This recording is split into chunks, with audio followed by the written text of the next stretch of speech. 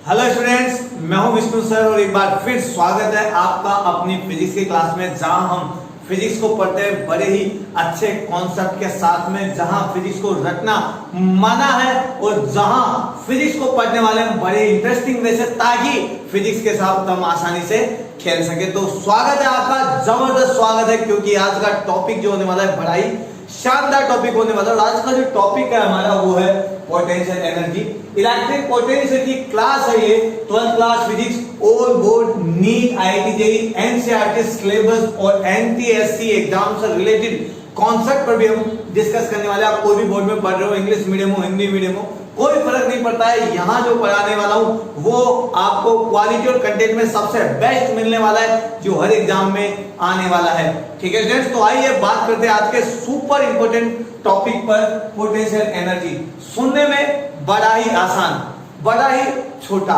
लेकिन मार्किंग और डिफिकल्टीज के हिसाब से बड़ा ही इंपॉर्टेंट है। इसको दो पार्ट में मैं पढ़ाने वाला हूं। तो आज एक पार्ट होने वाला है छोटा, कल एक पार्ट होने वाला है बड़ा, क्योंकि मेरे को इसको इस तरीके से डिवाइड करना है कि आप बड़े आसानी से समझ जाए और इससे रिलेटेड जो एग्जाम पॉइंट ऑफ व्यू से इंपॉर्टेंट क्वेश्चंस और कॉन्सेप्ट है वो आप फटाफट सॉल्व कर सके, समझ सके, रटना ना पड़े।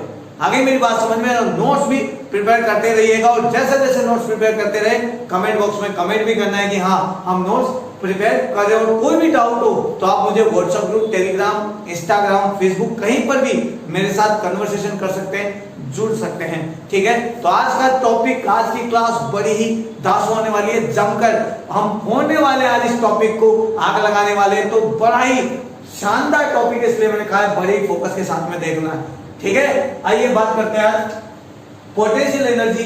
सबसे पहले ये होती क्या है?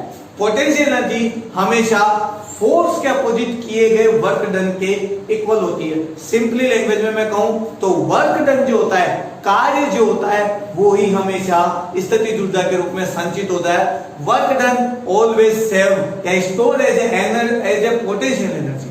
वर्क डन ही हमेशा पोटेंशियल एनर्जी की फॉर्म में सेव होता है, लेकिन फोर्स उस समय कंजर्वेटिव फोर्स होना चाहिए। तो सबसे पहली बात मैं लिख देता हूं, फोर्स हमेशा होना चाहिए कंजर्वेटिव। कंजर्वेटिव फोर्स का मतलब है संरक्षित बल, जो आपने 11 में पढ़े होंगे। फिर भी मैं आपको बता देता हूं, वो फोर्स जिनमें वर्क डन कभी पाथ पर डिपेंड नहीं करता है, जिसमें किया गया कार्य कभी भी पथ पर निर्भर नहीं करता है, वो हमेशा कंजर्वेटिव फोर्स होते हैं। जैसे इलेक्ट्रिक फोर्स, मैग्नेटिक फोर्स, इस टाइप के फोर्स, ग्रेविटेशनल फोर्स,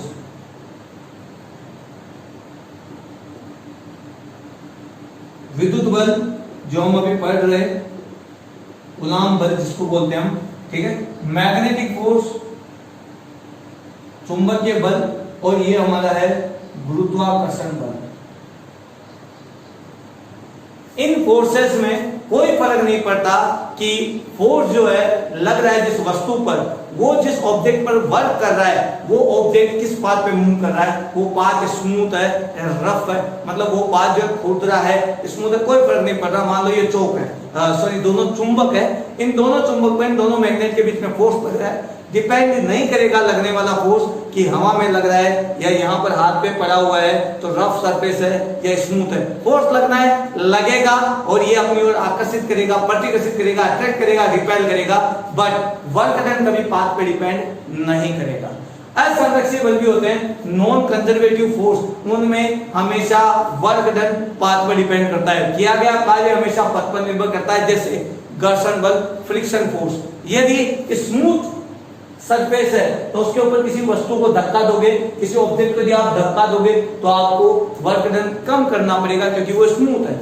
लेकिन यदि रफनेस ज्यादा है, ज्यादा रफ है, ज्यादा खुरदरा है, तो आपको धक्का देने के लिए ज्यादा वर्क डन करना पड़ेगा। तो वहां पर वर्क डन किस पर डिपेंड करता है? पाथ पर डिपेंड करता है। तो बात करते हैं कंजर्वेटिव फोर्स की। कंजर्वेटिव फोर्स में हमेशा वर्क डन ही पोटेंशियल एनर्जी होता है। याद रखिएगा, बहुत जगह काम आने वाला है। ठीक है, तो अभी पोटेंशियल एनर्जी पढ़ रहे हैं, कूलॉम फोर्स पढ़ रहे हैं, मतलब इलेक्ट्रिक फोर्स पढ़ रहे हैं, विद्युत बल पढ़ रहे हैं, तो इसका मतलब यहाँ पर वर्क डन ही हमेशा क्या होगा? पोटेंशियल एनर्जी होगा। तो डेफिनेशन देखते हैं हम। Work done to carry two charges from infinite to near to each other is always stored as a potential energy। देखिए किन्हीं भी दो चार्जेस को दूर से यानी इनफाइनेट से एक दूसरे के पास में लाने में जितना वर्क डन करना पड़ता है वही वर्क डन पोटेंशियल एनर्जी की फॉर्म में सेव हो जाता है। याद रहेगा किन्हीं दो आवेशों को अनंत से विद्युत क्षेत्र में एक दूसरे के समीप लाने में किया गया कार्य ही स्थितिज ऊर्जा के रूप में संचित हो जाता है। तो मैं एक बार और बता देता हूं, दो चार्जेस जो बहुत दूर है उनको आप कहीं पर पास में लाके रख रहे हो इलेक्ट्रिक फील्ड में विद्युत क्षेत्र में, तो जो वर्क किया है आपने, जो कार्य किया है वही कार्य स्थितिज ऊर्जा में संचित होगा। किसकी स्थितिज ऊर्जा, इसकी या इसकी, दोनों की स्थितिज ऊर्जा। ध्यान रखना, तो वही किया गया कार्य वही वर्क डन इन दोनों चार्जेस की पोटेंशियल एनर्जी की फॉर्म में सेव होता है। याद रखना हमेशा ये बात, दोनों चार्जेस से बना जो सिस्टम है उस सिस्टम की पोटेंशियल एनर्जी कहलाएगा स्थितिज ऊर्जा कहलाएगा। अब मैं बात करता हूं, यहां पर कहीं दूर से मैं यहां पर Q1 चार्जेस को लेकर आया हूं, क्या मुझे वर्क डन करना पड़ेगा? सपोज करो यहां पर कोई इलेक्ट्रिक फील्ड नहीं है, यहां पर कोई इलेक्ट्रिक फील्ड नहीं है और मैं कहीं दूर से उठा के Q1 चार्जेस को लेकर आ गया, तो क्या मुझे वर्क डन करना पड़ेगा? सिंपली दिमाग लगाइए, वर्क डन हमेशा बल के विरुद्ध करना पड़ता है और बल यानी फोर्स के अपोजिट वर्क डन करने के लिए फोर्स होना चाहिए, बल का होना जरूरी है। और बल तब होगा जब इलेक्ट्रिक फील्ड होगा, विद्युत क्षेत्र होगा। लेकिन मैंने यहां पे कहा है कि यहां पे विद्युत क्षेत्र है ही नहीं, कोई एक्सटर्नल बाहरी इलेक्ट्रिक फील्ड नहीं है। जब इलेक्ट्रिक फील्ड नहीं है तो कोई फोर्स नहीं है, और कोई फोर्स नहीं है तो कोई वर्क डन नहीं है, तो मतलब मुझे कोई कार्य नहीं करना पड़ेगा। लेकिन जब मैं Q1 को रखूंगा तो ये Q1 तो अपने आसपास एक इलेक्ट्रिक फील्ड बना लेगा, एक चुंबकीय क्षेत्र बना लेगा। जब किसी दूसरे चार्ज को भी लेकर आऊं, मैं कहीं दूर से इनफाइनाइट से अनंत से, डेफिनेशन के हिसाब से चलाऊं, किसी दूसरे चार्ज को भी मैं अनंत से लेकर आऊं और यहां पर रख दूं लाकर, कितने डिस्टेंस है इन दोनों के बीच में? R। तो Q1 के पास मैं लेके आ गया हूं Q2, क्या अब मुझे कार्य करना पड़ेगा? जी हाँ, मुझे कार्य करना पड़ेगा, क्योंकि मैं Q2 को Q1 के इलेक्ट्रिक फील्ड में लेकर आया हूं, Q1 के विद्युत क्षेत्र में लेकर आ गया हूं। तो Q1 इसके ऊपर फोर्स लगा रहा था, रिपेल कर रहा था, प्रतिकर्षित कर रहा था, दूर भगा रहा था, लेकिन मैंने कार्य कर उसको यहां पर लाकर रख दिया। और जब मैंने कार्य किया तो वही कार्य कहलाता है, कार्य में मैंने डिवाइड दिया चार्ज का तो कहलाया पोटेंशियल यानी V। तो कार्य W इक्वल होता है V इंटू Q2। ये जो पोटेंशियल है ये कौन सा पोटेंशियल है?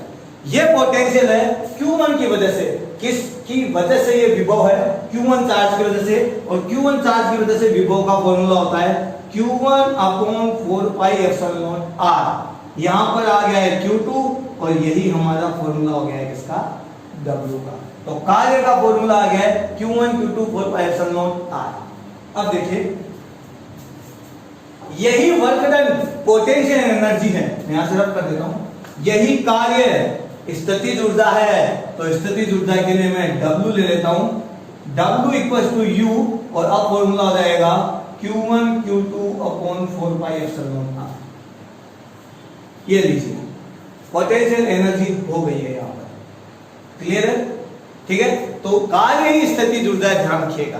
ठीक है, कार्य कब करना है, कहां किया जा रहा है, वर्क डन किस सिचुएशन में किया जा रहा है, ये डिपेंड करता है। आप इलेक्ट्रिक फील्ड में लेकर आ रहे हो या जहां लेकर जा रहे हो वहां इलेक्ट्रिक फील्ड है या नहीं, इस बात पे भी डिपेंड करता है। ठीक है, आइए थोड़ा और डिस्कस करते हैं इसके बारे में।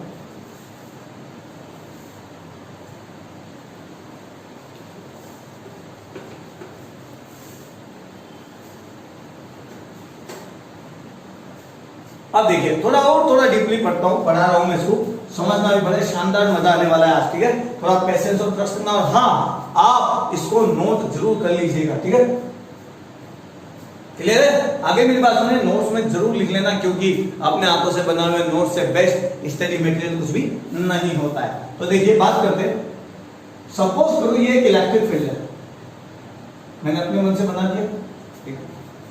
इलेक्ट्रिक फील्ड है जिसकी वैल्यू है E, और इस इलेक्ट्रिक फील्ड में पोटेंशियल यानी विद्युत विभव की वैल्यू है V। इलेक्ट्रिक फील्ड है तो सीधी सी बात है ये यहाँ पर V भी होगा, ठीक है, पोटेंशियल भी होगा।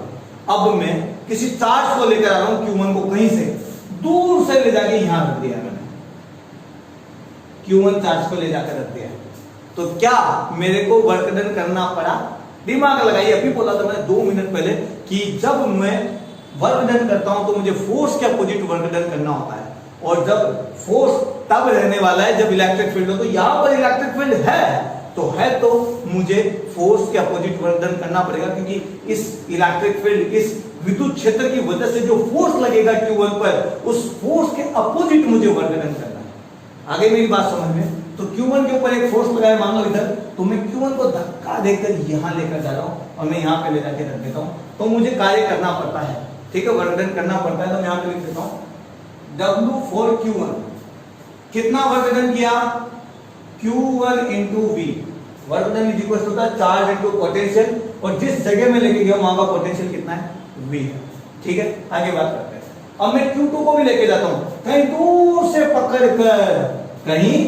दूर से पकड़कर मैं लेकर आया हूं यहां पर Q2, ये लो, बड़ा क्यूट है इसलिए Q2।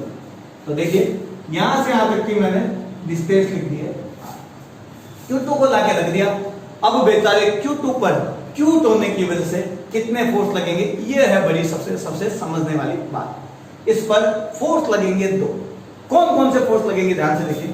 सबसे पहले मैं इसको लेकर आऊंगा, तो ये जो एक्सटर्नल इलेक्ट्रिक फील्ड है ये मेरे ऊपर फोर्स लगाएगा, जैसे इसने Q1 पर लगाया था।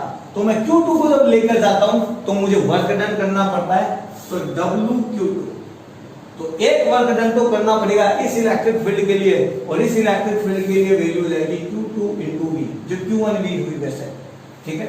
अब और वर्क डन भी करना पड़ेगा, एक फोर्स Q1 भी लगाएगा कि तू मेरे पास भी आ रहा है, और मेरे पास आ रहा है मतलब Q1 के इलेक्ट्रिक फील्ड में मैं जा रहा हूं, तो वो कहेगा तू मेरे इलेक्ट्रिक फील्ड में भी आया है, तो तुझे मेरे खिलाफ भी कार्य कर ही यहां आना पड़ेगा। मेरे द्वारा लगाया गया फोर्स, जो मैं फोर्स अप्लाई कर रहा हूं उसके अपोजिट वर्क करके तुझे आना पड़ेगा, और तब जो मैं वर्क करूंगा उसका फॉर्मूला होगा Q1 Q2 4 pi epsilon not, जो अभी हमने यहाँ पे निकाला।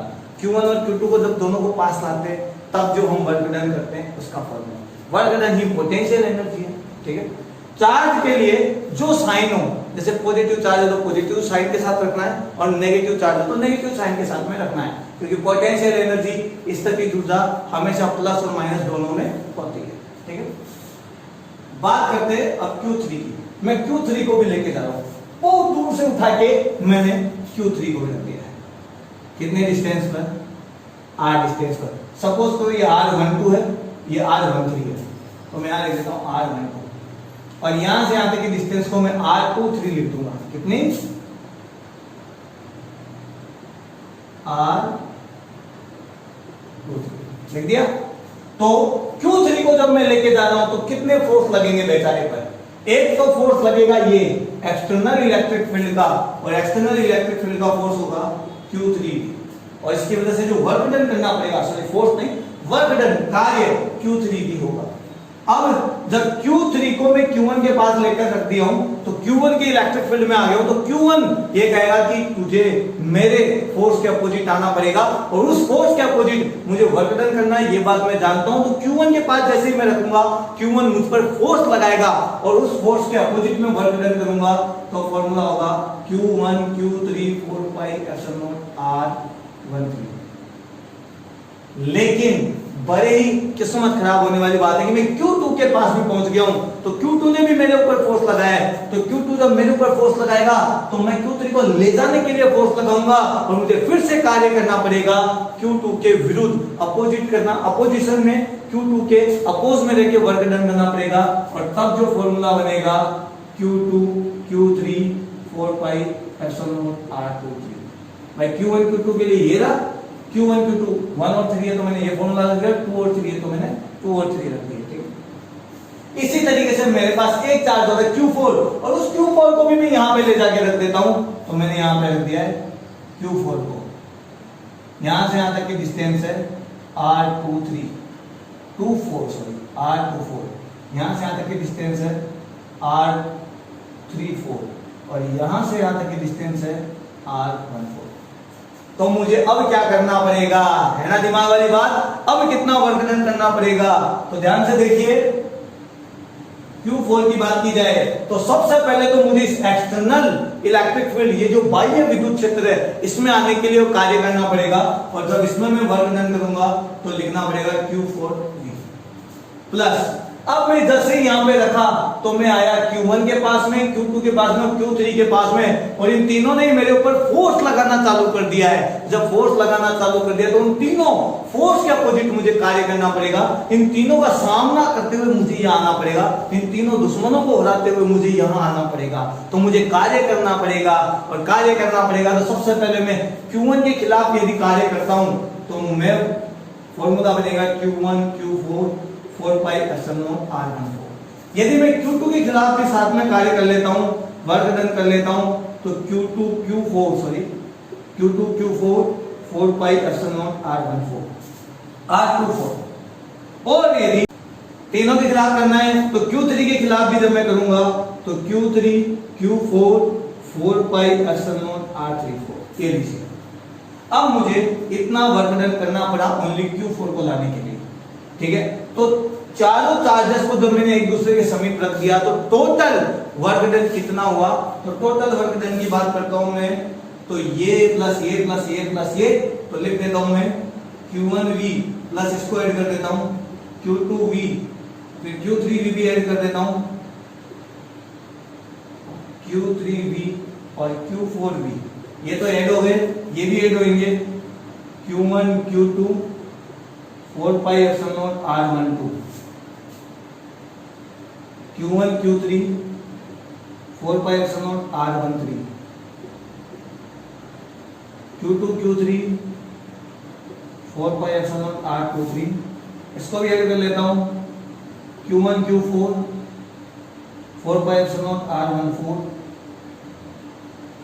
Q2 Q4 4 pi epsilon r24, और एक और चार बच गया है, एक और वर्ग बच गया है 4 पाई एप्सिलॉन r।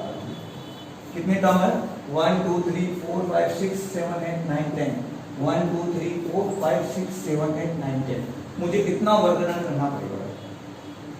अब मैं कहूं कि चारों चार्जेस को आपको किसी रेक्टेंगुलर, ट्रायंगल, जो भी शेप है, किसी भी शेप में रखना हो, तो मैंने यहाँ पे एक रेक्टेंगल बना दिया है। तो इस तरीके से जमाने में आपको कितना वर्क डन करना पड़ा, तो ये रहेगा टोटल वर्क डन। और यदि पूछा जाए यदि चारों चार्जेस ऐसे रहे तो टोटल पोटेंशियल एनर्जी कितनी हुई, तो घबराना नहीं है, टोटल वर्क डन ही टोटल पोटेंशियल एनर्जी है। तो यही पोटेंशियल एनर्जी का फॉर्मूला है। बट कंडीशन, जब आपके पास एक एक्सटर्नल इलेक्ट्रिक फील्ड भी हो, सपोज करो इलेक्ट्रिक फील्ड नहीं है, तब क्या हो। तो बात करता हूं मैं जब एक्सटर्नल इलेक्ट्रिक फील्ड नहीं हो, रफ कर रहा हूं मैं, ठीक है। तो देखिए, जब एक्सटर्नल इलेक्ट्रिक फील्ड होगा ही नहीं तो ये ईवी नाम की कोई चीज ही नहीं होगी। मतलब एक्सटर्नल इलेक्ट्रिक फील्ड नहीं है तो एक्सटर्नल इलेक्ट्रिक फील्ड के द्वारा जो फोर्स लगेगा, एक्सटर्नल इलेक्ट्रिक फील्ड के अपोजिट जो वर्क करना पड़ेगा वो भी नहीं करना पड़ेगा, और नहीं करना पड़ेगा तो ये सब भी नहीं होगा। नहीं होगा तो ओनली ये बचेगा, और तब मेरा वर्क डन बचेगा Q1 Q2 4 pi epsilon r12। पहले Q1 को लाए, कोई वर्क नहीं करना पड़ेगा। Q1 के लिए वर्क कब हो जाएगा, 0, क्योंकि कोई फोर्स नहीं है इस पे लगने वाला। फिर मैं Q2 को लाऊंगा तो Q2 को Q1 के खिलाफ काम करना पड़ेगा, तो ये रहेगा। अब मैं Q3 को लाऊंगा तो Q1 और Q2 दोनों के खिलाफ कार्य करना पड़ेगा, वर्क करना पड़ेगा। तो पहले मैं Q1 के अपोजिट वर्क करूंगा तो r13, फिर मैं जब Q2 के अपोजिट वर्क करूंगा तो r23, और जब मैं 4 को लेके आऊंगा तो 1 2 3 तीनों के अपोजिट वर्क करना पड़ेगा। तो Q1 Q4 4 pi epsilon r14, 2 के खिलाफ काम करूंगा तो 4 पाई एप्सिलॉन r24, और 3 के खिलाफ काम करूंगा तो 4 पाई एप्सिलॉन r34। तब मेरा वर्क डन इतना हो जाएगा, और यही वर्क डन कहलाएगा पोटेंशियल एनर्जी। इस तक ही जुड़ता है, ठीक है, समझ गए। यही कॉन्सेप्ट आपको आगे लगाते रहना है, ये मैंने पूरा बता दिया है। अब जो क्वेश्चन बनने वाले हैं इस लेवल या इससे नीचे के लेवल में बनेंगे, इससे हाई लेवल में कोई क्वेश्चन नहीं बनने वाला, चाहे आईआईटी नीट कुछ भी दे रहे हो। बस आपको ये कॉन्सेप्ट समझ में आना चाहिए, तभी आप आसानी से बनेंगे। और ये रटना नहीं है, आसानी आ रहा है। Q1 को ले जाओ, कोई वर्क नहीं, Q2 को Q1 के साथ में वर्क कराना पड़ेगा, Q3 के लिए 1 और 2 दोनों के लिए, क्योंकि दोनों परसेंट है, Q4 के लिए 1 2 3 सब है। Q5 भी आ जाए तो Q5 आएगा तो Q1 के खिलाफ भी, Q2 के खिलाफ भी, Q3 के खिलाफ भी, Q4 के खिलाफ भी। 6 आ जाए तो 1 2 3 4 5 पांचों चार्जेस के खिलाफ वर्क करना पड़ेगा। आगे मेरी बात समझ में? तो नेक्स्ट क्लास में भी इसी टॉपिक को मैं आगे बढ़ाने वाला हूं और कुछ बड़ा ही शानदार पढ़ाने वाला हूं आपको। ठीक है, तो मिलते हैं नेक्स्ट क्लास में। जब तक के लिए जय हिंद जय भारत, मिस मत करिएगा और ज्यादा से ज्यादा लोगों को शेयर करिएगा। ठीक है।